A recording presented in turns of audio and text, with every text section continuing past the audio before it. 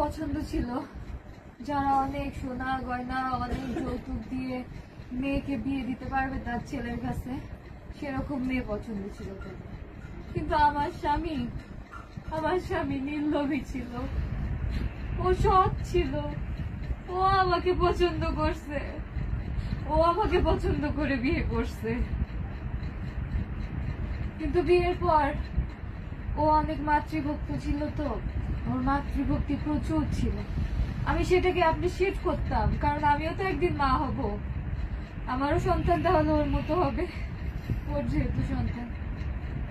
কিন্তু একটা পর্যায়ে যখন যে দেখলাম আমার দেওয়ালে পিঠ ঠেকে যাচ্ছে, আমি খুব ওদের যত্ন করতাম, ওকে ওর মাকে, কিন্তু ওরা না আমাকে বুঝতো না। আমার হাজবেন্ড আমাকে প্রচুর ভালোবাসতো, কিন্তু ওই যে একটা এজ গ্যাপ, ওর জন্য ও আমাকে বুঝতো না।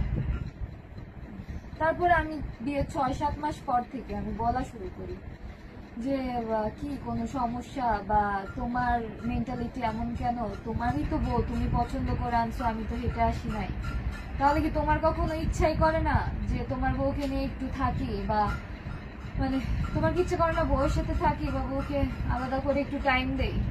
ও বলতো যে না, বউকে আলাদা করে টাইম দেওয়ার কি আছে, মা আছে, আমি আছি, তুমি আছো, যা করবো একসাথে করবো। বউকে তো রাতে ভালোবাসা যাবে, বউকে তো রাতে বউয়ের সাথে তো ঘুমাই, তখনই ভালোবাসবো। আমি বলতাম বউকে মানুষ শুধু রাতে ঘুমানোর জন্য, ভালোবাসার জন্য বিয়ে করে, বউয়ের কোনো শখ আহ্লাদ কিচ্ছু থাকে না। আর ওর মা আমাকে সংসার করতে দেয়নি। আমার হাজবেন্ড আমার হাতে রান্না ভালো খাইতো জন্য আমার শাশুড়ি এক পর্যায়ে আমার রান্না বান্নাই বন্ধ করে দিল। আমার শাশুড়ির এথিক্স ছিল, ছেলে বিয়ে করবে বউকে, বউ তাড়াতাড়ি বাচ্চা হয়ে যাবে, বউয়ের সংসার আর বাচ্চা নিয়ে থাকবে, আর সে তার ছেলেকে নিয়ে থাকবে। আমার শাশুড়ি, আমার জামাই, মানে আমার হাজবেন্ডের এই যে 35 বছর বয়স,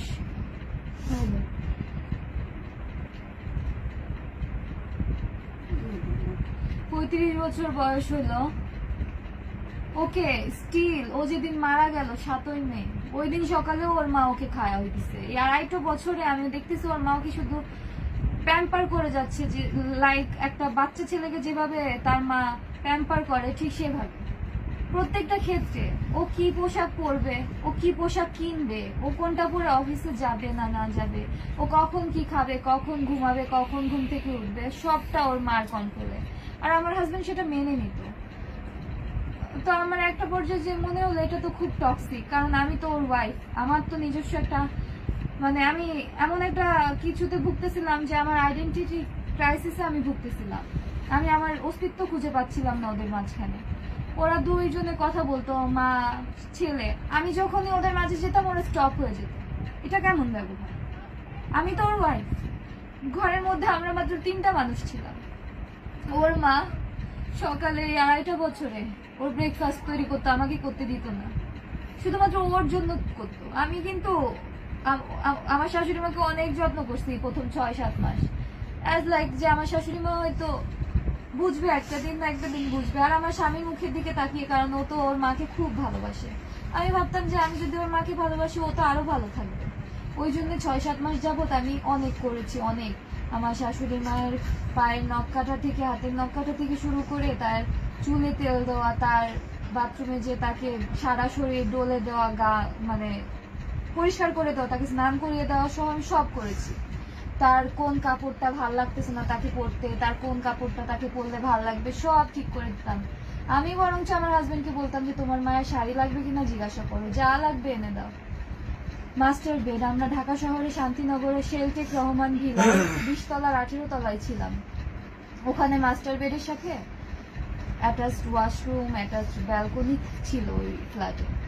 তো আমার হাজবেন্ডের সাথে যেহেতু আমি বাসা দেখছি, তো আমার হাজবেন্ডকে আমি ফার্স্টে বললাম কি, মা যেহেতু গ্রাম থেকে আসতেছে, মাকে এই অ্যাটাচড রুম, এই মাস্টার বেডটা মাকেই দাও, মার একটু পরিবেশটা মানাতে একটু সহজ হবে, সুবিধা হবে। উনি যেহেতু গ্রাম থেকে আসছে, উনি কখনো শহরে থাকেন নাই, আমি তো শহরে ছিলাম, আমি খুলনা শহরে বড় হয়েছি, খুলনা রেসিডেন্সিয়াল এরিয়া, সোনারাঙ্গা আবাসিক রেসিডেন্সিয়াল এরিয়াতে আমি বড় হয়েছি।